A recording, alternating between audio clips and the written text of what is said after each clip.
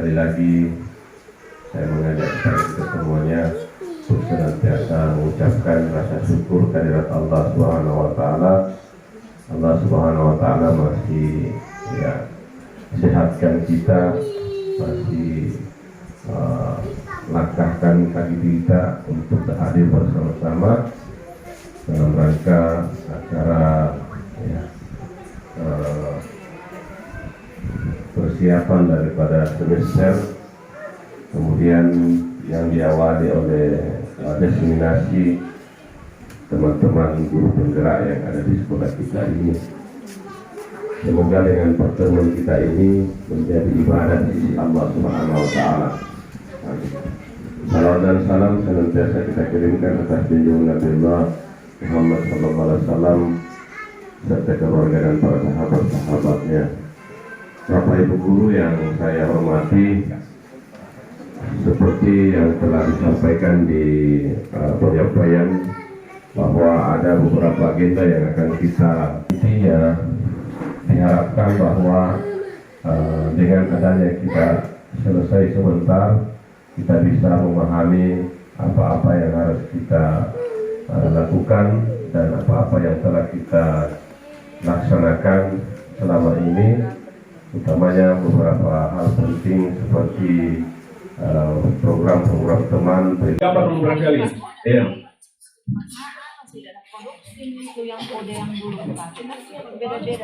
Oke. Iya. Jadi ini ya teman-teman yang insya Allah ya akan membantu teman-teman yang insya Allah akan mendaftar di kemudian. Mudah-mudahan ya periode ini banyak lagi teman-teman yang masih muda yang mendaftar itu dari guru penggerak. Bapak Ibu yang yang kedua juga. Oke.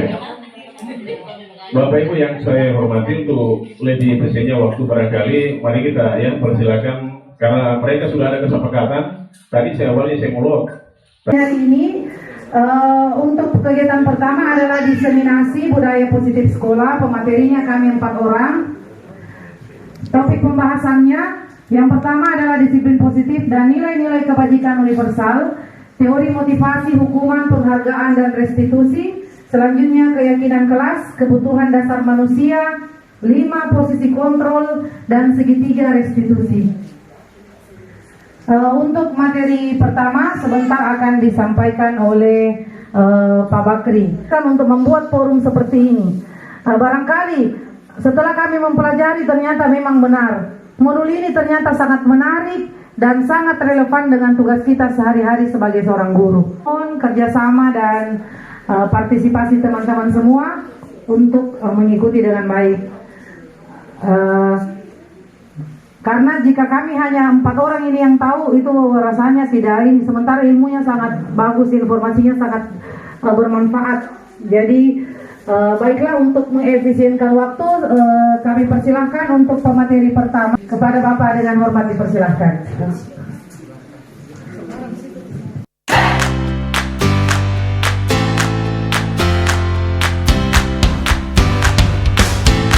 Selamat pagi.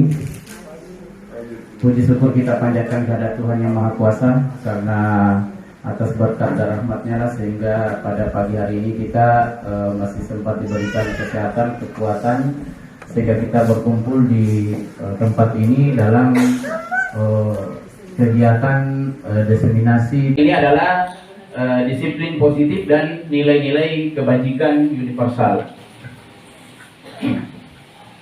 Nah, di sini kita lihat ada pertanyaan pemantik. Apakah Anda setuju dengan pernyataan di bawah ini? Ya, yang pertama, hukuman dapat mendisiplinkan anak. Ya, bagaimana, setuju? Ya, oke.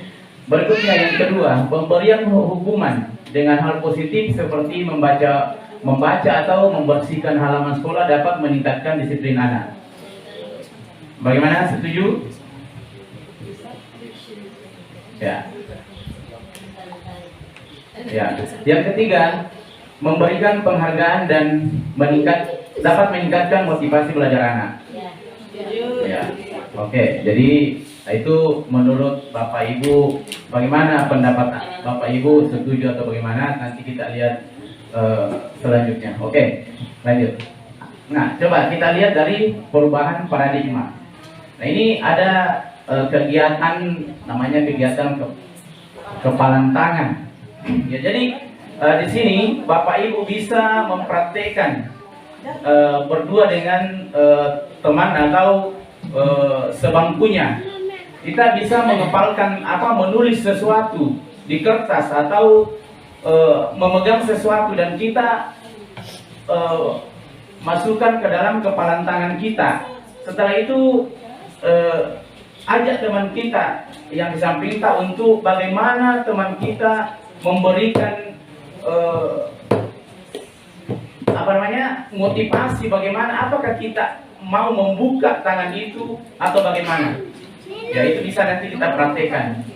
Ya, apakah itu dengan rayuan, apakah dengan ancaman atau bujukan, atau mungkin disuap atau diberikan hadiah. Apakah Bapak Ibu mau membuka kepala tangan itu dan memberikan kepada teman Bapak Ibu apa yang Bapak Ibu genggam? Ya. Nah, itu apa yang terjadi setelah itu. Oke. Lanjut. Nah, di sini perubahan paradigma teori kontrol atau ilusi kontrol. Nah, di sini terkadang kita selalu berpikir atau berilusi bahwa yang pertama guru itu bisa mengontrol murid, itu ilusi. Ya. Nah, di sini terkadang karena kita guru mengatakan saya bisa mengontrol siswa. Ya, apapun saya sampaikan pasti dia akan lakukan. Ya, itu pun apabila siswa itu, apabila murid itu dia mengikuti kita, mungkin karena dia hanya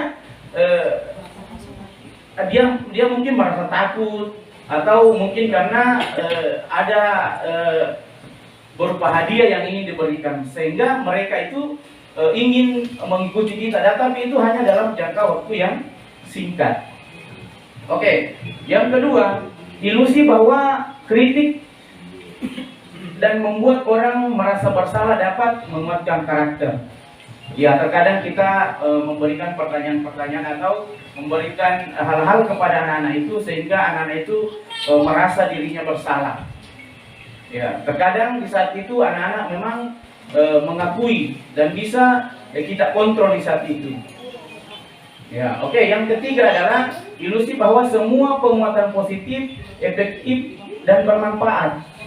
Nah, ini apa yang dimaksud penguatan positif? Seperti misalnya kita memberikan hadiah kepada anak-anak untuk bisa mengontrol tingkahnya. Ya.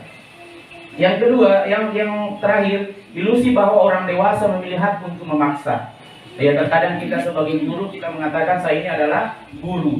Saya berhak untuk memaksa kepada anak saya apapun yang saya lakukan pasti dia akan ikuti. Ya, itu ilusi-ilusi. Nah, berikutnya perubahan paradigma stimulus respon ke teori kontrol. Siapa sesungguhnya yang memiliki kontrol? Ya. Nah, di sini ada stimulus respon dan ada teori kontrol. Di stimulus respon kita mencoba mengubah agar orang berpandangan sama dengan kita. Ya. Tetapi teori kontrolnya itu kita berusaha memahami paradigma orang lain tentang dunia.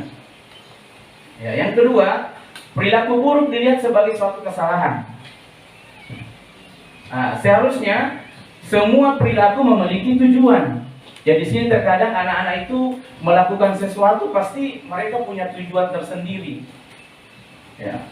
Berikutnya, orang lain bisa mengontrol saya. Di teori kontrol hanya Anda yang bisa mengontrol diri Anda. Ya, di sini artinya bahwa siapapun yang membujuk, yang mungkin memaksa dan sebagainya, kalau kita sendiri tidak mau berubah, yakin bahwa tidak akan mungkin kita berubah. Sama dengan contoh tentang kepalan tangan tadi. Berikutnya, pemaksaan ada pada saat bujukan gagal. Ya. Teori kontrolnya, kolaborasi dan konsensus menciptakan pilihan-pilihan baru. Ya. Berikutnya, model berpikir menang kalah. Ya, di saat kita memberikan mungkin hukuman atau apa, kita pasti bilang saya menang dan dia kalah. Nah, di sini teori kontrol itu model berpikir menang kalah. Menang-menang. Ya, jadi siswa juga menang, kita juga menang. Jadi tidak ada yang kalah. Ya, oke, lanjut. Berikutnya disiplin. Apa makna dari disiplin? Nah, di sini dari bahasa Latin disiplin itu dari asal katanya disiplina, ya, yang artinya belajar. Ya, maka asal kata dari berkonotasi dengan disiplin dari murid-murid menurut Socrates dan Plato. Disiplin diri membuat orang menggali potensinya menuju sebuah tujuan apa yang dia hargai. Namun di dalam budaya kita makna disiplin telah berubah menjadi sesuatu yang dilakukan seorang pada orang lain untuk mendapatkan kepatuhan. Ya, jadi terkadang kita disiplin itu kita katakan bahwa nanti anak-anak disiplin apabila kita ada sedikit paksaan. Ya, dan memaksa mereka untuk ikut dengan aturan yang kita buat.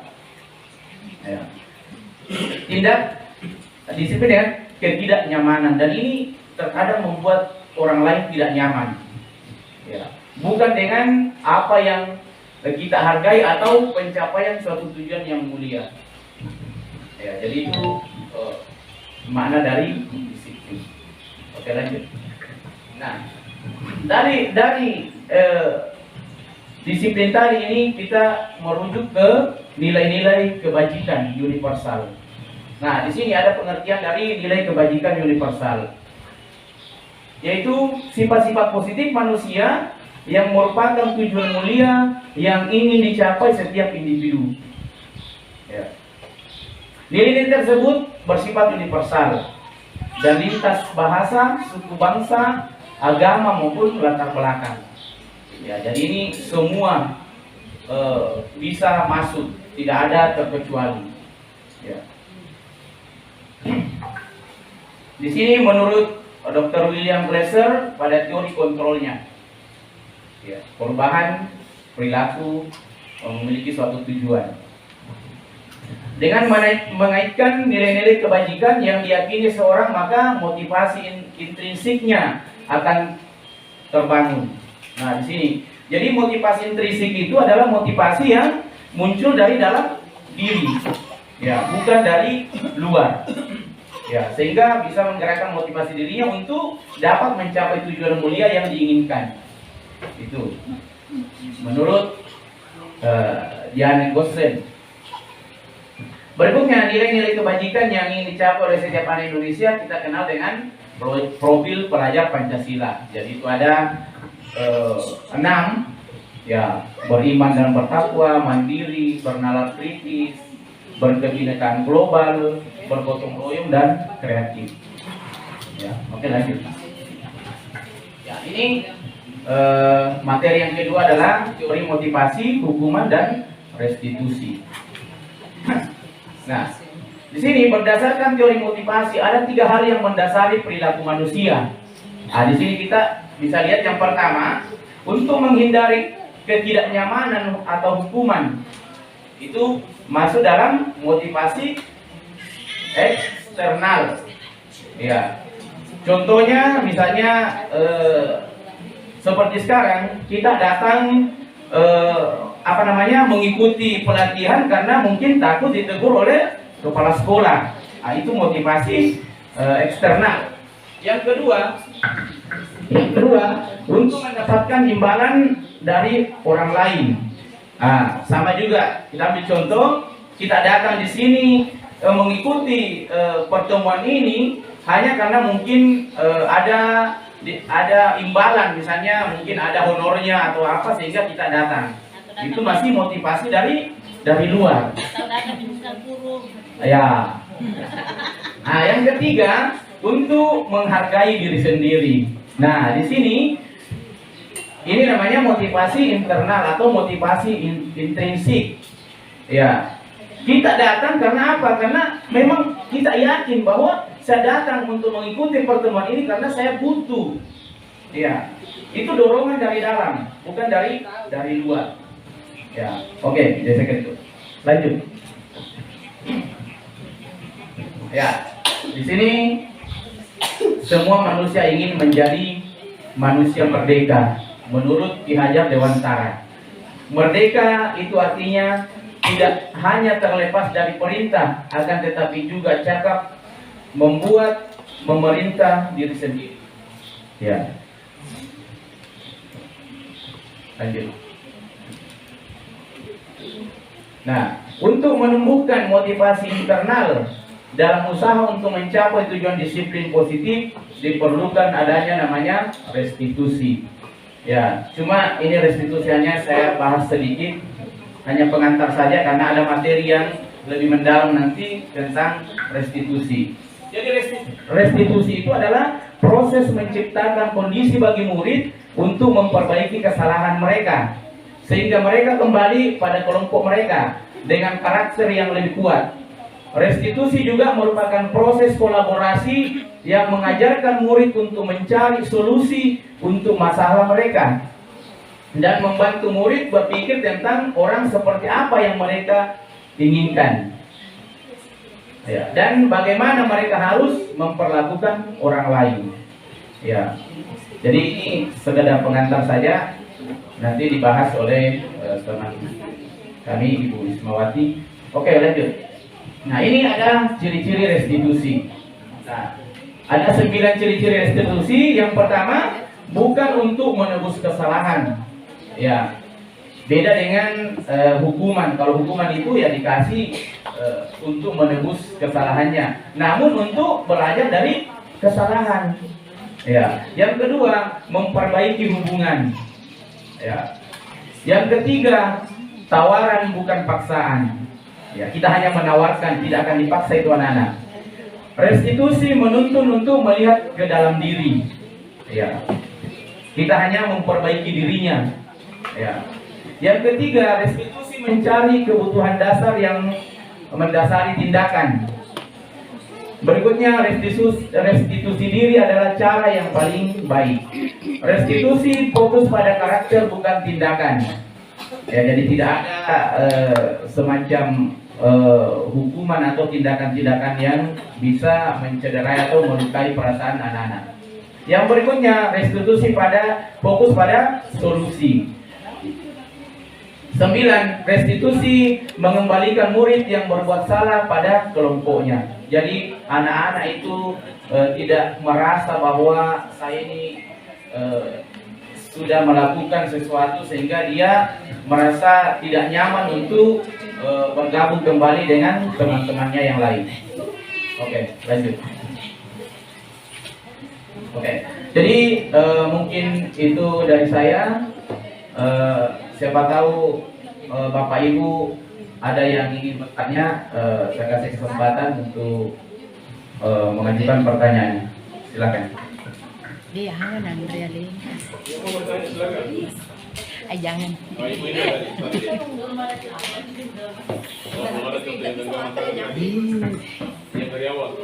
Oke. Oke, genggaman tangan.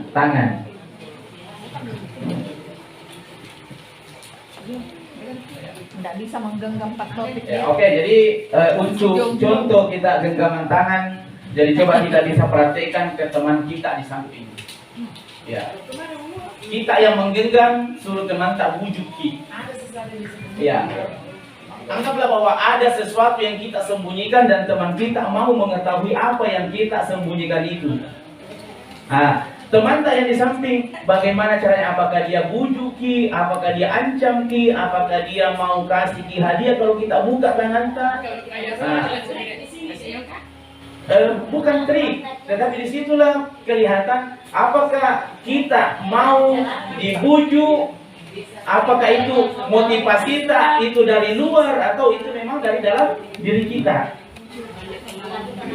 Ya, di saat teman membujuk kita baru kita buka, berarti itu adalah motivasi dari luar. Tetapi bagaimanapun wujudan teman, kalau kita tidak mau membuka, maka pasti kita tidak akan mau membuka. Kenapa? Karena dari dalam diri kita mengatakan, saya yang mengontrol diri saya sendiri. Tidak ada orang lain yang bisa mengontrol saya kecuali diri saya sendiri. Nah, disinilah fungsinya kontrol ini kepada anak-anak. Jadi kita tidak bisa sebenarnya memaksakan kepada anak-anak untuk mengikuti kehendak kita. Ya. Apapun yang kita mau beri, kita sebenarnya harus memahami bahwa kita tidak bisa memaksakan kehendak mereka. Ya, saya kira itu maknanya dengan kepalan tangan tentang kontrol itu. Ya. Ya, jadi kita tidak bisa. Misalnya nantinya dia terpaksa membuka karena dengan ancaman. Berarti anak itu masih menggunakan motivasi eksternal. Ya. Dia berbuat karena dia takut. Berarti ada pengaruh dari luar. Ada pengaruh dari luar.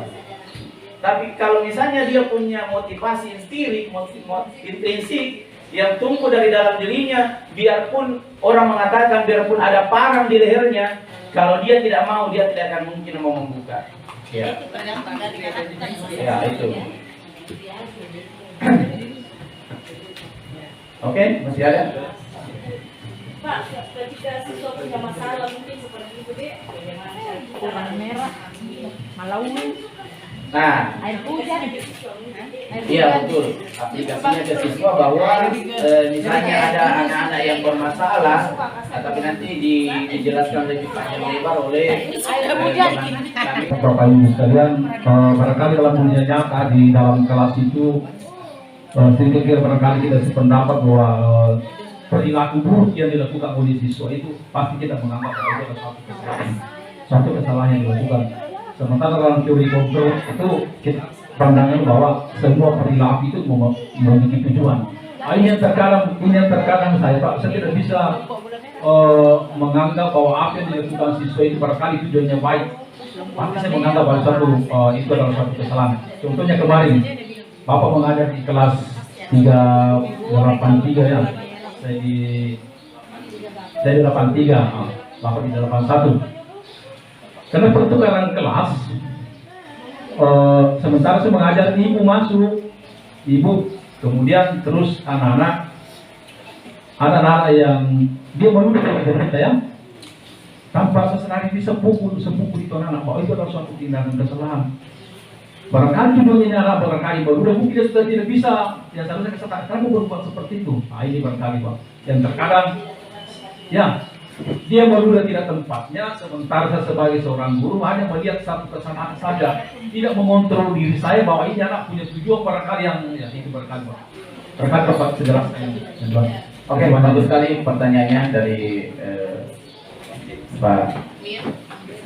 Jadi Pak Amir, jadi betul bahwa terkadang kita melihat semua itu apa yang dilakukan anak itu adalah suatu kesalahan. Nah, disinilah fungsinya namanya restitusi. Ya, itu kita akan pasti memanggil anak itu. Nah, kenapa Ki meludah di situ? Apa tujuannya? Nah, di situ inilah nanti ada tadi ciri-cirinya bahwa kita akan meminta apa tujuannya mereka. Ya. Ya, sehingga semua apa yang dilakukan siswa itu pasti ada tujuannya bagi dia. Nah, setelah itu tujuan itu kita tahu bahwa ternyata tujuannya ke sana. Disitulah kita mengarahkan kemana seharusnya dia melakukan itu. Ya, jangan langsung disambat. Nah, saya mengikuti ini, saya berusaha untuk mengurangi, walaupun itu masih terkadang muncul, tetapi saya berusaha sekarang untuk mengurangi. Kenapa? Karena dengan adanya teori-teori kontrol ini, ya. Jadi mungkin juga ini sedikit masukan kepada Bapak Ibu bahwa dengan mengikuti program guru penggerak itu kita seperti dicuci otak. Ya, ya kita akan menyadari diri kita bahwa ternyata apa yang saya lakukan selama ini salah. Ya, karena kalau kita ikuti dengan baik dan benar-benar kita ikuti ini, tidak ada siswa yang salah. Ya, jadi itu kita harus pahami, tidak ada siswa yang salah. Ya, jadi mungkin begitu Pak. Ya, jadi mungkin cukup dari saya. Terima kasih atas perhatiannya. Saya akhiri, wabillahi taufiq wal hidayah. Wassalamualaikum warahmatullahi wabarakatuh.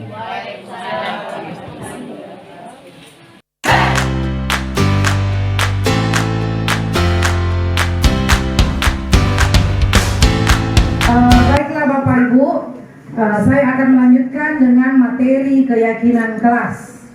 Ini kenapa tidak peraturan saja? Mengapa bukan peraturan dan tata tertib saja? Mengapa harus keyakinan kelas? Nah, ini ada 3 contoh.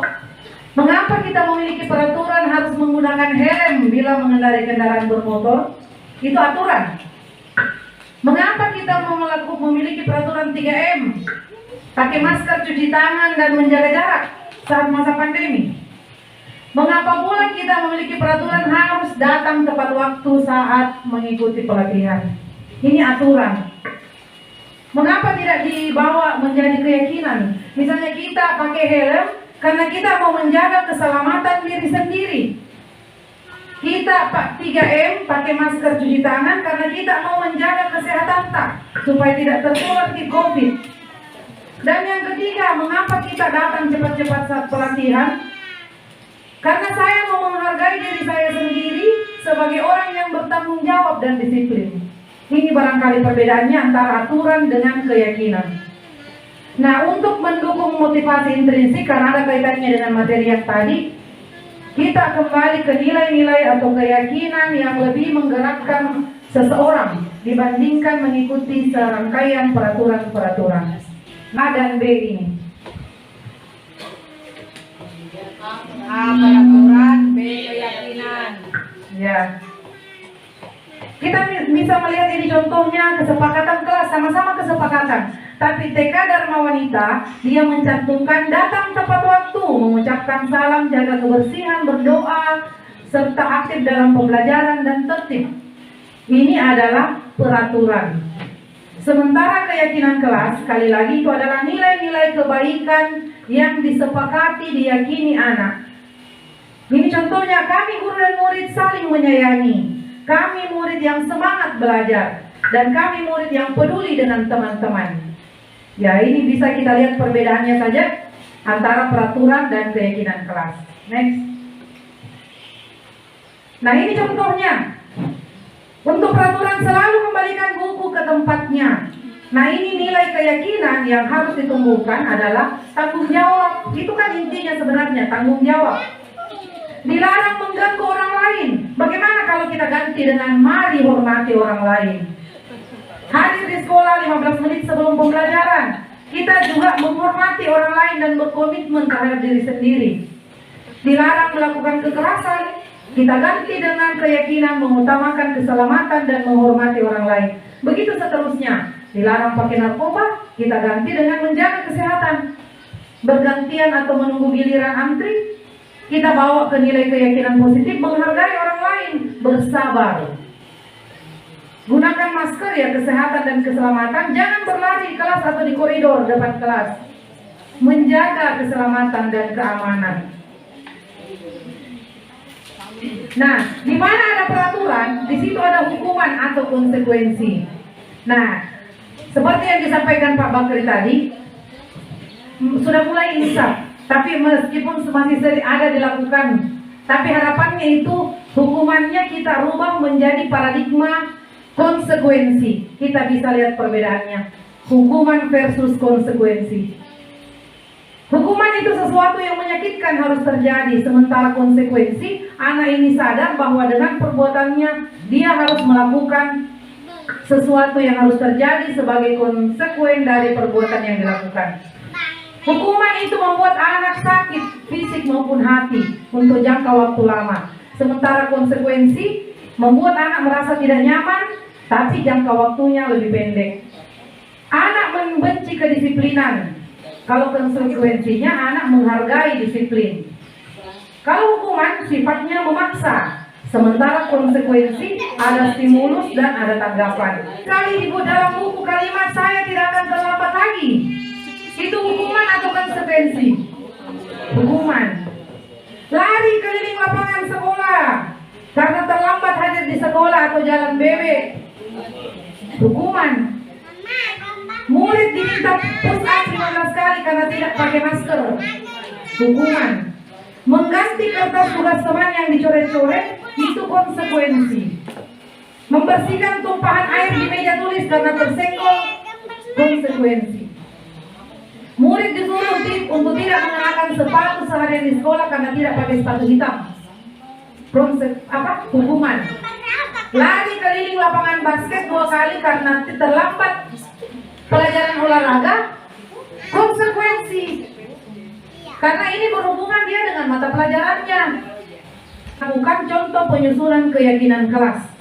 Caranya seperti apa Bapak Ibu? Dengan pertanyaan seperti itu, bagaimana kamu ingin diperlakukan di kelas? Banyak sekali jawaban muncul. Saya ingin disayangi, saya ingin dihormati, saya ingin dicintai, saya ingin pulpen saya tidak selalu hilang. Ada jawaban begitu. Saya tidak mau dibully. Ada jawaban begitu. Saya ingin selalu didengar. Nah, ini bermacam-macam jawaban anak-anak, silakan kita suruh tempel. Kemudian dari jawaban itu, kita kemudian memetakan jawaban-jawabannya tadi dalam nilai-nilai keyakinan, seperti misalnya tidak dibully, pulpen saya tidak hilang, saya masukkan dalam nilai keyakinan kelas, menghormati. Jadi sudah ada di sini, menghormati, menghargai, menyayangi. Jadi tidak, ini keyakinan kelasnya dari mereka sendiri sebenarnya yang merumuskan. Nah, jadi ketika anak-anak melakukan satu perbuatan di kelas, diingatkan lagi kembali, anak-anak apa keyakinan kelas tak? Nah, dia akan secara terbangun itu spontan menyebutkan harus saling menghormati, Bu, menyayangi, disiplin, jujur, tertib, karena memang itu di kebutuhannya sendiri. Barangkali ada teman-teman yang sudah melakukan di beberapa kelas, yang belum, ya coba kita coba-coba. Karena contoh saja Bapak Ibu, mungkin kita bisa lakukan yang lebih baik dari ini untuk menyusun keyakinan kelas. Oke, next. Ini ada video dari teman kita Ibu Isma. Dia videokan, kalau saya nggak sempat videokan, saya cuma foto-foto tadi. Penerapan keyakinan kelas di kelas 93.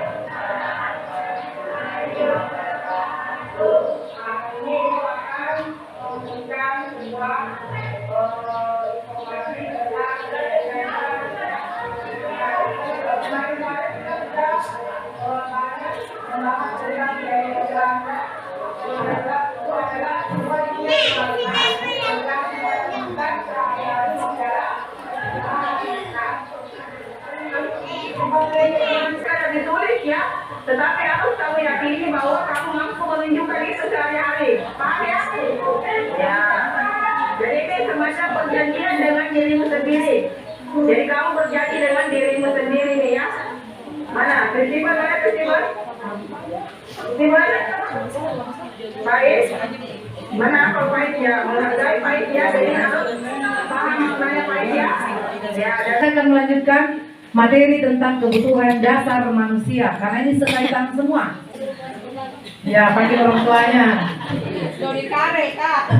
Menurut Anda, kira-kira apa alasan Doni melakukan hal itu? Mengambil makan siang teman-temannya.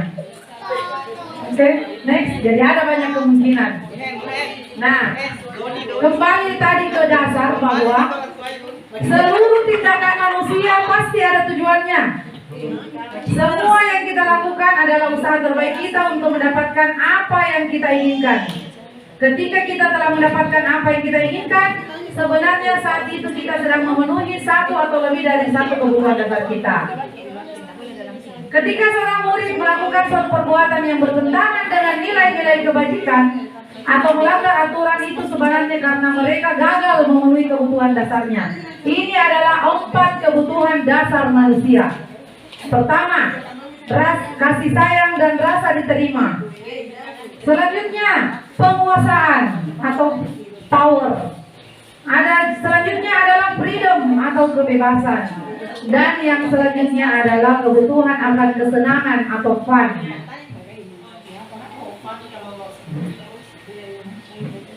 Nah, kira-kira kalau jawaban Doni begini, saya lapar Bu, karena Nanda kasih ke mamaku makanan.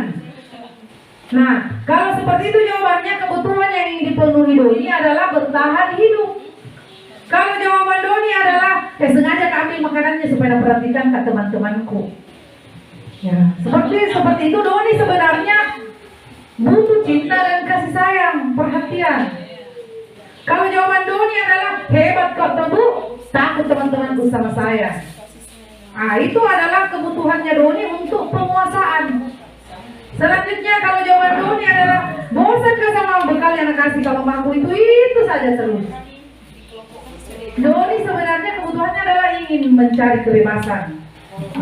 Dan kalau jawaban Doni adalah saya senang ganggu teman-temanku karena lucu-lucu mukanya kalau saya gangguin. Nah, berarti motifnya Doni melakukannya adalah ingin mencari kesenangan. Kira-kira ada alternatif jawaban Doni yang lain lagi di situ? Cinta jika Cinta jika Bu, berarti itu termasuk apa kalau cinta jika Bu? Kesenangan. Jadi kembali lagi 4 kebutuhan dasar. Oke, sekian barangkali yang dapat saya sampaikan. Jika ada yang ingin ditanyakan silakan. Sebelum Pak Nathan melanjutkan sesi berikutnya. Oke, kalau tidak ada, terima kasih teman-teman. Selanjutnya materi posisi kontrol akan dilanjutkan teman kita Pak Nathan. Kepada Pak Nathan dengan hormat dipersilahkan.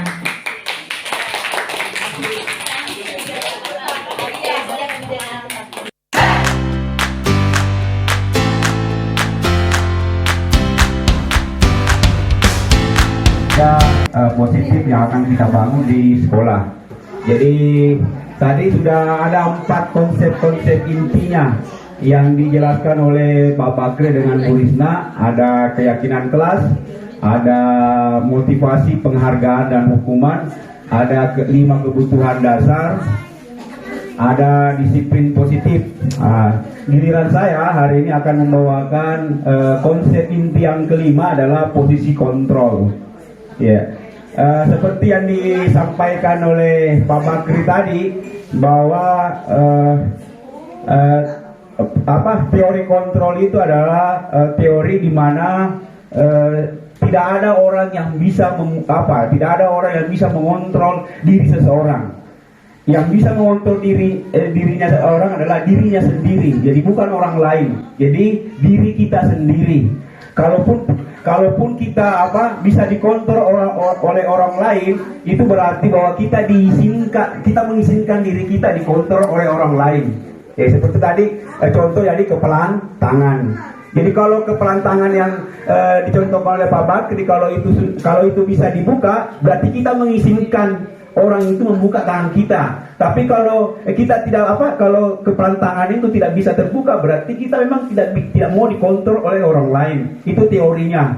Jadi itu diungkapkan oleh psikiater dari Amerika namanya William Glasser. Menurut William Glasser, dari posisi kontrol itu, kemudian seorang yang bernama Dian Gossen juga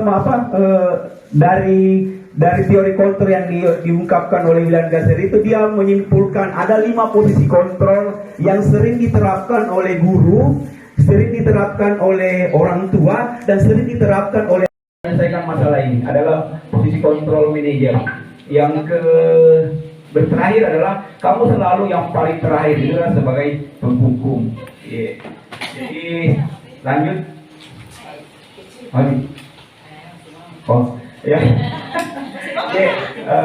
Terakhir dari saya, posisi manajer adalah posisi yang paling di atas. Sama-sama kita menuju ke sana. Amin Bapak Ibu. Amin. Sekira cukup. Mungkin ada tanggapan atau ada pertanyaan dari Bapak Ibu, kami persilakan. Silakan. Assalamualaikum warahmatullahi wabarakatuh. Jadi menarik sekali materi yang disampaikan hari ini, dan alhamdulillah kita yang selama dari 5 posisi kontrol tadi yang disampaikan, baru 1 saja sudah ya membuat merasa diri kita sudah bersalah barangkali kalau kita refleksi ya dari awal kita mengajar sampai sekarang. Nah dari 5 itu ya, nah posisi kontrol yang manajer yang tertinggi, kemudian di posisi kontrol ini ada 2 faktor yang berpengaruh ya, internal dan intrinsik dengan atau internal dan eksternal. Nah kalau kita mau terapkan di siswa, menurut pengamatan kita sebagai guru barangkali paling banyak ini faktor yang mempengaruhi mereka adalah dari luar, bukan intrinsik. Intrinsik barangkali ini bagaimana memunculkan kepercayaan diri pada diri seseorang, ya atau meyakinkan. Nah, contoh, misalnya dia siswa kita barangkali mungkin di luar dia menunggu, anda usah sebentar kita masuk. Padahal niatnya dari sekolah, dari rumah berangkat untuk belajar, tapi karena ketemu teman di luar, maka dia dipengaruhi itu. Nah, kita tinggal merokok dulu. Berarti ini kan pengaruh dari luar. Nah ini yang paling dominan ya bagi anak-anak, termasuk kita orang dewasa sebagian, termasuk saya. Ya, contoh kepala tangan. Ya, saya kalau ada yang bening-bening datang buka ini, bisa saja kalau buka. Iya, ada faktor yang bisa mempengaruhi. Banyak faktor. Iya.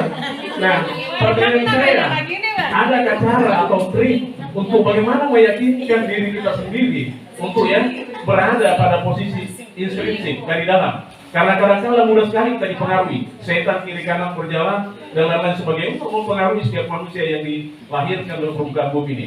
Nah, kembali ke siswa tadi, kira-kira cara dan trik bagaimana yang harus dilakukan kepada siswa sehingga betul-betul ya kepercayaan dirinya muncul ya, sehingga tidak mudah dipengaruhi oleh teman-temannya, karena jujur yang melakukan pelanggaran ini dipengaruhi, kebanyakan dipengaruhi oleh teman-teman. Saya kira demikian. Assalamualaikum warahmatullahi wabarakatuh. Jawab dulu. Mungkin teman-teman juga dari CGT bisa menambahkan ya dari kolaborasi. Dari memang kolaborasi memang tujuan kita. Kemudian menurut dari Pak Bur tadi bahwa bagaimana menumbuhkan motivasi intrinsik dari dalam diri kita. Ya, jadi mungkin saya pernah mendengar ketika mengikuti materi ini, fasilitator saya mengatakan bahwa kita itu cenderung berada dalam motivasi eksternal. Mau berbuat kalau ada motivasi dari luar. Fasilitator Ibu Astuti mengatakan bahwa itu terjadi mungkin karena terlalu lamanya kita dijajah oleh penjajah. Jadi memang orang Indonesia itu tipenya memang berada di situ, jadi dia melakukan segala sesuatu itu karena motivasi dari eksternal, bukan melakukan sesuatu itu karena motivasi dari dalam intrinsik. Itulah mengapa kita ada materi tentang keyakinan kelas. Kenapa peraturan kelas itu sebenarnya adalah membimbing anak melakukan sesuatu. Itu peraturan itu adalah motivasi, motivasi eksternal sebenarnya. Motivasi eksternal. Kenapa? Coba kita dilarang berambut gondrong, kemudian bajunya harus pakai seragam. Itu sebenarnya motivasi eksternal sebenarnya. Ya, motivasi. Makanya di dalam materi kita itu tentang keyakinan kelas itu adalah materi tentang bagaimana membangun keyakinan kelas itu yang berisi dengan nilai-nilai kebaikan dalam diri kita. Jadi itu salah satunya itu untuk menumbuhkan nilai intrinsik itu adalah membuat keyakinan. Keyakinan pertama adalah keyakinan kelas.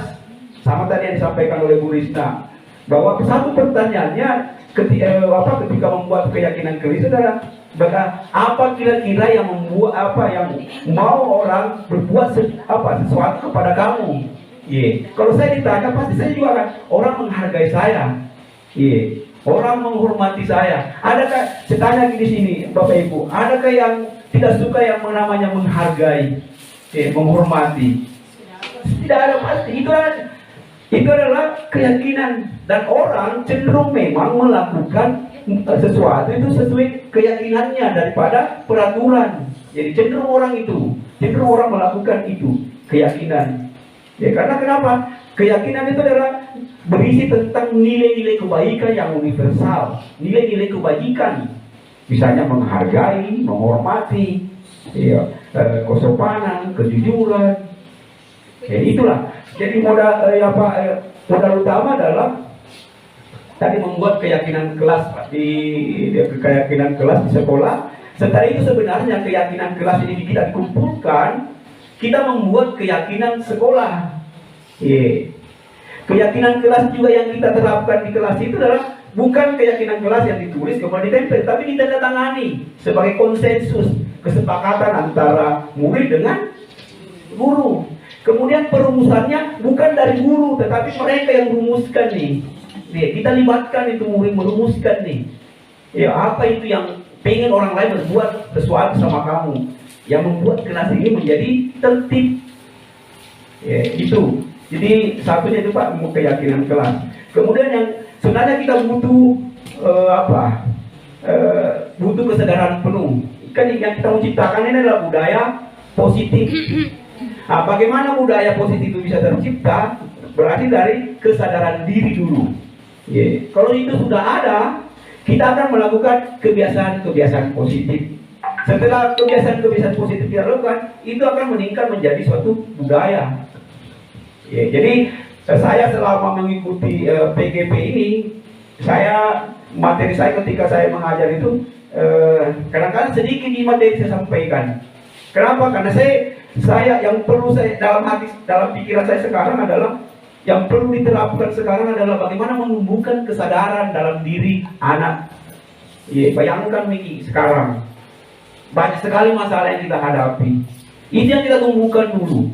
Kita hukum anak-anak, tetapi besoknya lagi melakukan sama. Kasus saya di wali kelas saya sebelumnya, sekarang. Saya hukumi, tapi besoknya lagi dia lagi melakukan dengan kesalahan yang berbeda. Saya hukum ada lagi, besoknya lagi datang lagi.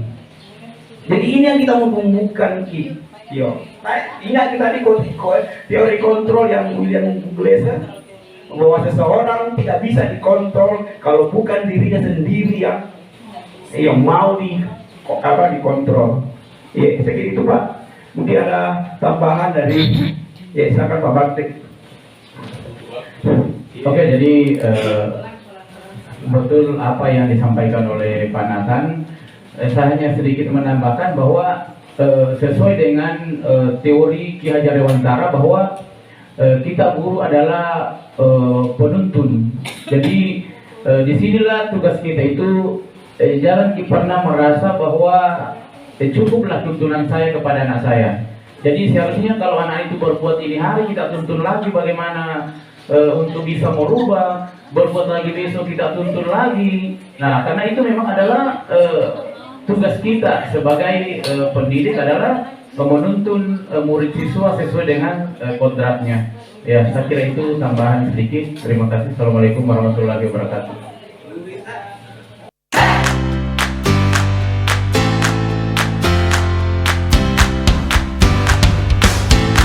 Assalamualaikum warahmatullahi wabarakatuh. Saya adalah pemateri terakhir yang akan membawakan segitiga restitusi. Yang tadi restitusi ini sudah disinggung oleh Pak Bakri sedikit. Nah, sebelum kita masuk ke segitiga restitusi, kita merefleksi dulu apa yang tadi sudah kita dapatkan, ya, tentang, karena ini nanti muaranya di restitusi. Dari kita ketahui tentang disiplin itu paradigmanya bagaimana, perubahan paradigma disiplin dari yang tadinya itu kita menganggap disiplin itu adalah sebuah ketidaknyamanan untuk mengikuti aturan yang dipaksakan. Ternyata memang bahwa disiplin itu sebenarnya dari asal katanya itu adalah proses pembelajaran. Jadi misalnya kita mengatakan saya mau mendisiplinkan anak, Bukan berarti kita mau menerapkan aturan dan anak itu harus lakukan. Mau tidak mau itu anak harus lakukan. Bukan maksud itu dari data disiplin awalnya. Jadi awalnya itu disiplin adalah kita membelajarkan anak. Jadi proses dari anak belajar dari yang tadinya dia tidak tahu menjadi tahu, ataukah dia melakukan suatu kesalahan lalu dia belajar untuk mengetahui apa kesalahannya dan bagaimana dia memperbaiki, itulah sebenarnya makna awal dari kata disiplin itu. Nah, kemudian masuk tadi kita ke kebutuhan dasar manusia berbuat. Tentu kita bisa melihat dari diri pribadi kita. Kita ini berbuat dari hari ke hari, dari suatu tindakan, tentu ada yang mendasari apa tindakan kita. Begitu pula dengan anak-anak kita. Ya, di dalam kelas mereka berbuat, mereka belajar, mereka menggambarkan positif dan negatif tindakannya, itu tentu dia didasari dengan kebutuhannya. Ya, begitu pula ketika melakukan sebuah kesalahan ada bisikan-bisikan dari hatinya untuk melakukan itu. Itulah dia dikatakan kebutuhan anak itu dibuat untuk melakukan kesalahan. Kemudian ke materi posisi kontrol. Tadi di sini kita menganggap bahwa posisi kontrol ini fokusnya kepada bagaimana kita memberhasilkan siswa, bukan itu sebenarnya. Di sini kita melihat diri kita. Kita ini berada pada posisi kontrol yang mana? Ketika ada menyikapi anak kita, ya apa yang bagaimana kita menempatkan diri kita? Apakah kita sebagai posisi kontrol penghukum? Kemudian disebutkan ciri-cirinya ini dan segini. Nah, nanti ketika anak itu melakukan sebuah kesalahan, maka muncullah segitiga restitusi ini. Sebelum kita masuk ke segitiga restitusi, ya sebagai guru tentu kita membutuhkan teladan. Kita ini lahir sebagai guru, tentu ada teladan. Teladan kita kalau di Indonesia itu yang sekarang digaungkan itu adalah Ki Hajar Dewantara. Ya, kita sudah banyak membaca buku-buku asing tentang pendidikan ketika kita kuliah. Kita kuliah 6 tahun, saya juga kuliah 6 tahun, tidak pernah diajarkan bagaimana itu Ki Hajar Dewantara mengajar. Kita diberikan buku-buku yang dari luar negeri, yang tentang metode pendidikan, mata kuliah dasar, tidak ada pernah satupun kata Ki Hajar Dewantara, ya kan Pak Robert? Iya. Jadi nanti setelah guru penggerak ini baru digaungkan lagi Ki Hajar Dewantara. Nah, Ki Hajar Dewantara ini lahirnya tahun ratusan begitu ya, 1900 berapa begitu. Nah, jauh sebelumnya ada sebenarnya juga guru yang wajib kita, tentu sebagai umat beragama, misalnya orang Kristen. Ya, gurunya itu adalah Yesus. Dia kan punya murid juga. Ya, contohnya saya baca tadi di browsing bagaimana Yesus mengajarkan murid-muridnya untuk mendakwahkan agamanya. Dia mengutus 12 muridnya ini pergi berdua-dua untuk mewartakan atau untuk menyebarkan agamanya di pelosok untuk berdakwah, ya, di tengah-tengah masyarakat. Mereka diutus pergi berdua-dua. Jadi dua-dua orang muridnya ini pergi. Ternyata ada maksudnya, ya, supaya mereka saling memahami satu sama lain ketika mereka berada di tengah-tengah orang asing. Jadi dia diutus untuk pergi berdakwah di tengah-tengah orang yang waktu itu peradabannya hancur. Nah, lalu selain memahami satu sama lain, dia juga saling menguatkan serta mendorong semangat satu dengan yang lainnya. Jadi kalau temannya ini kendur-kendur, ya jadi ada temannya yang lain yang memberikan semangat. Kemudian dengan diutusnya mereka berdua-dua, mereka saling memiliki teman untuk mengingatkan saat disilaukan oleh materi. Ketika masuk ke sebuah negeri yang berkilau, ada raja mungkin ini, ada temannya yang tersilaukan oleh dunia, ada temannya yang mengingatkan. Jadi disuruh memang ingatkan temanmu kalau ada yang ini. Jadi memang disuruh untuk menuntun orang lain. Begitu juga kalau kita masukkan ke metode pendidikan kita, tentu keadaan anak kita yang masih belajar ketika melakukan sebuah kesalahan ada bisikan-bisikan dari hatinya untuk melakukan itu. Itulah dia akan nanti pulang sekolah, Ibu. Oke, begitu. Jadi itulah yang harus disepakati bersama. Itu namanya konsekuensi. Bukan dari kita yang melahirkan itu lalu kita sodorkan ke anak sebagai proposal kepada dia untuk disetujui. Itu artinya kita memaksa dia untuk menyetujui, tapi tidak. Kita ajak dia. Dia baik, tidak masuk pelajarannya. Yang pertama, alasan cara menyanyikan. Baik. Minta maaf. Makasih ya, Dewi. Iya, Pak.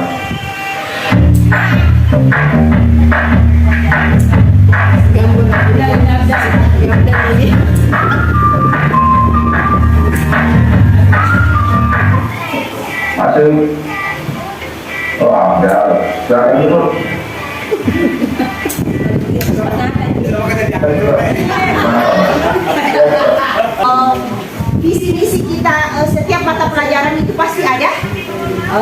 Seperti kan keyakinan kelas, bahwa keyakinan kita setiap mata pelajaran juga itu ada komitmen, ada keyakinan yang harus kita tanamkan ke anak-anak.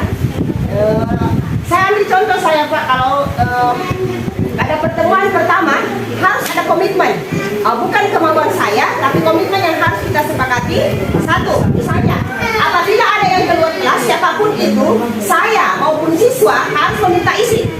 Saya meminta izin, siswa pun meminta izin. Jika ada yang melanggar, silahkan menegur.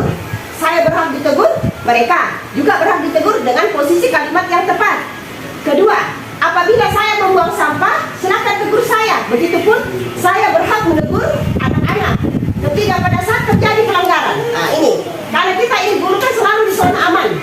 Yang selalu tidak nyaman itu adalah siswa. Kalau saya terapkan 1 kali alfa 10 rumus. Oke, itu komitmen yang harus kita sepakati. Jadi anak-anak itu Pak, kalau sudah alfa, dia dapat. Misalnya hanya contoh, ya. Misalnya kesepakatan kelas, tiap-tiap guru mapel mengadakan untuk awal semester nanti dari keyakinan mereka bahwa ini tidak bisa dilakukan. Jadi kalau ini nanti dia lakukan, kami sudah katakan ini tidak bisa menumbuhkan atau betul-betul kita bisa membuat posisi kontrol yang kita lakukan itu akan sesuai dengan harapan kita pada posisi manajer. Karena terus terang, ya pengalaman saya, ada memang anak-anak yang berhasil kita halusi, kita bicara dari hati ke hati, mereka bisa respon positif.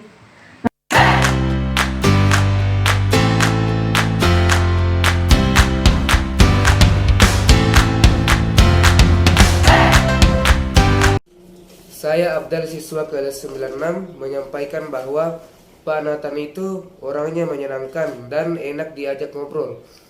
Setelah saya berbicara dengan Pak Nathan tentang masalah saya, akhirnya saya merasa plong atau lega. Saya kemudian bersemangat dan berjanji untuk memperbaiki diri dalam akan mulai belajar dengan sungguh-sungguh, khususnya dalam pelajaran matematika.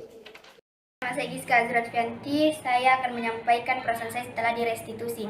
Saya sadar akan kesalahan yang telah saya buat dan saya tidak akan mengulanginya ke depan lagi, dan saya akan menegakkan keyakinan di kelas, yaitu kedisiplinan, kejujuran, dan kepercayaan. Saya Rian, saya akan menyampaikan perasaan saya setelah direstitusi. Saya sadar akan kesalahan saya, tidak akan mengulangi lagi bermain HP saat belajar. Saya akan menegakkan keyakinan kelas, yaitu kedisiplinan dan kejujuran.